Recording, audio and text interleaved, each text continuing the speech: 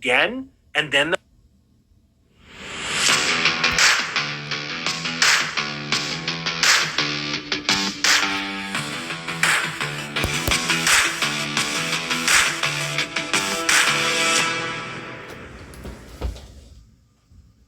I've already made a video on this topic, but I thought about it and I think we could give you even more value because we're going to talk about over-the-counter tax lien investing, and there's amazing opportunities there, and it's where I actually think people should start because you don't have the stress of the auction. So when we're talking about OTC lien or lien investing, these present an incredible opportunity for you as an investor who wants to maximize returns, avoid the hassle of live auctions, and enjoy greater flexibility. However, like many or any investment strategy, it comes with its own set of challenges. So what I want to do is set up this video to explore the advantages and disadvantages and practical steps for making the most out of OTC tax lien investing, okay? While highlighting potential pitfalls and strategies to mitigate them. So first off, what is over-the-counter? Well, over-the-counter investing involves purchasing unsold tax liens or deeds after an auction has concluded. These certificates are left over because they were not bid on during the auction. Now, when I say not bid on during the auction, not every state immediately, if they weren't bid on, not every state just puts them as over the counter. There are some states that will do the auction again, and then they'll go over the counter. Some states, they'll just keep putting them on auction. All right. So not every state has OTC liens available. This is where you as the investor can buy these directly from the county without competition of any other bidders, right? And often at the full statutory interest rate, which is really, really cool. So let's go over some of these advantages of OTC tax lien investing. First, again, the maximum interest rate. When purchasing at a live auction, investors often engage in competitive bidding, which can drive down the interest rate in tax lien states or increase the property price in tax deed states. In contrast, over-the-counter investors receive the maximum interest rate allowed by the state as there is no competition. This ensures a higher return on investment for you, the buyer. Let's talk next would be geographic flexibility. OTC investors can purchase tax liens remotely, allowing them to invest in any state or county that offers OTC opportunities. Many counties provide their lists online, making it easier to access from anywhere. Next, a pro would be avoiding the hassle of the live auctions. Live auctions can be stressful, competitive, and time-consuming. And think about it. When there's a live auction, you've got to be there. You got to show up either in person or online, right? Well, OTC investing eliminates the need to attend in person, allowing you to bypass the auction entirely and make decisions at your own pace. You can do this in the middle of the night when you're in bed, just sitting with your laptop, things like that. Then the next positive would be foreclosure opportunities. In many cases, the redemption period begins when the lien is first offered at auction, not when it's purchased over the counter. This means that by the time an investor buys an over-the-counter lien, the redemption period may be close to expiration. Investors can start foreclosure proceedings sooner, offering quicker paths to property ownership. Then we've got a low barrier to entry. When you're dealing with over-the-counter investments, they often have a lower cost of entry, especially for properties deemed less desirable at the auction. This makes it accessible for new investors testing the waters in tax lien investing. And this brings me back to why I was saying at the beginning of this video, where I think people should really start on over-the-counter liens. Because if you can get an over-the-counter lien that's already been through the auction and you're going to make money because you're able to identify one that's, owner-occupied or it's in a foreclosure process already, and you're able to know that, hey, I've stacked, the odds are now in my favor of being able to get my money back sooner, then you're going to absolutely crush it. Now, let's go over some disadvantages of doing these.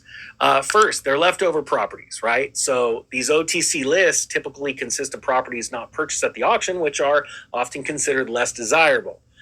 Some examples of these would be vacant lots, but I'm not stressed about those, right? Because properties in rural or inaccessible areas that doesn't stress me out too much as long as you know what you're getting, right? Vacant lots, you could flip later on if you can take possession of the lot, the property through the proper channels, then you could sell it, right? But some other negatives would be homes with significant structural or environmental issues. Again, if you're buying the property in a way or you're getting the lien so cheap that you go, hey, I've already got my path forward to know how I'm eventually going to take ownership of this property. Well, if the money that you have involved in liens and the process of taking the property through foreclosure is way less than the land value, you're still winning. All right. So again, you've just got to mitigate these and plan. Okay. But homes with significant structural or environmental issues can be an issue, right? Because who's going to want to pay that tax bill or who's going to want to foreclose on it? There's got to be enough meat left on the bone for somebody to want to go do that. So that's what you've got to plan ahead for. Now, while these may still present profitable opportunities, they do require more thorough due diligence to assess their true value. Another negative would be the accessibility of lists. Not all counties make their OTC lists easily accessible online. Investors may need to contact the county's treasurer office directly. And you'll see in parts of this course where I'm putting websites to county treasurer's offices. But it's as easy as doing a Google search. You put the county's name, treasurer website, and boom, it pops right up. But some of these counties also charge a fee for providing physical copies of the list. But here's the positive of that. When they do that, there's that barrier to entry. How many people, investors went, never mind, I'm not going to deal with that. So you may be buying a list where it's not been picked through and you find some amazing gems. So consider that as well. Smaller or less technologically advanced counties may require extra effort to obtain the information. Next, another negative would be limited availability. Some counties or states do not offer OTC sales, particularly for tax deeds. Instead, they may hold on to the certificates until the next auction. Like I said before, they just recycle them. States like Arizona, Florida, and Illinois are known for offering robust over-the-counter opportunities, but not all areas follow this practice. And I know a lady, I've said it probably many times through this course on the channel, that has been buying OTC liens in Florida and has been killing it, especially coupled with the fact that she's filed TDAs and forced those properties to go into a tax foreclosure sale so they get their money back really quick. Another negative would be secondary market complexities. Larger institutional investors often purchase substantial volumes of tax liens at auction. Well, these institutions may resell some of their portfolios in a secondary market. While this presents opportunities, it also adds another layer of complexities to the OTC process. Some common challenges with OTC investing would be title issues. Tax liens and deeds purchased over the counter may come with unclear titles. So you as the investor, you often need to conduct a title search or budget for title clearing costs. Down in the course, I've put together some videos on online websites that do these title searches. So you can use those or you can find your own. And if you're investing in one specific area, that's where building your team comes into play, of getting a title company that's really good at getting some prelim title reports pushed out to you on these properties that you're looking to buy over the counter. And again, since you're doing over the counter, remember, you're not in an auction where you're bidding against other people and people have got their eyeballs on it. If it made it through the auction process, you got a little bit of time to take that info, get the APN, get the address, go to your title company and say, hey, can you run a title report on me for this real quick? And they come back, preliminary title report showing it's clear. You go, sweet, I'm going to possibly go and buy this thing. Now, another negative would be low redemption rates. Some properties may never be redeemed because the property owners are financially incapable or disinterested in paying their delinquent taxes. So you're buying this knowing that it may be in one of those situations that, hey, I'm going to have to see this through and I'm going to take this property through foreclosure.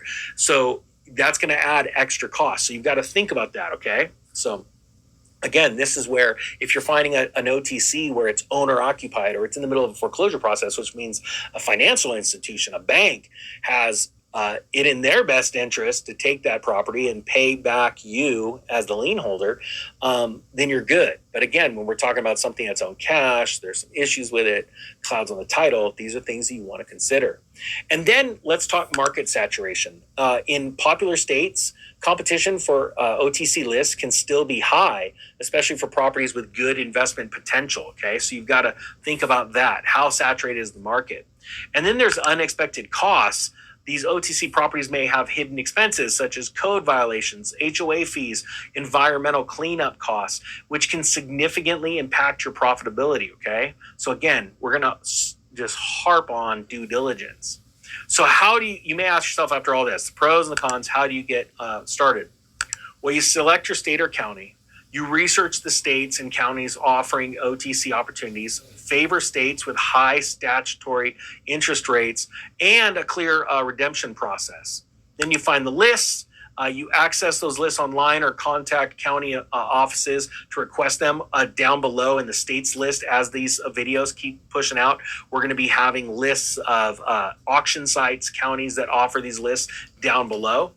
And then you narrow down the list. You focus on properties that align with your goals, your investment goals, such as single family homes, commercial properties, or vacant land with development potential. You perform your due diligence. You check for the location and the accessibility, property condition. Use either satellite images or public records. Then you look for outstanding liens, code violations, or environmental concerns. Then you pick and invest in an OTC lien. You send certified funds to the county or complete the online purchase process. Retain all the receipts and documentation for your records, right? You want to think about what key steps do I need for true success in this? Well, true success in OTC lien investing is first you set a budget. You avoid overcommitting. Only invest what you can afford to lose while diversifying your portfolio. Research state laws. Rules vary widely between states, so you understand the statutory interest rate, the redemption period, and the foreclosure process in your target market. Then you got to remember to be patient.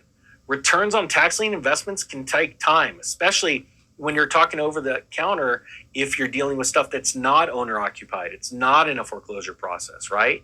So redemption may occur months or years after the purchase. But then you want to leverage secondary markets. Consider buying from institutional investors who may sell their portfolios at discounted rates.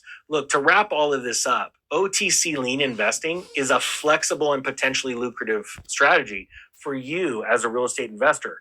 By avoiding the competition of live auctions, securing maximum interest rates, and leveraging foreclosure opportunities, OTC investing offers unique advantages.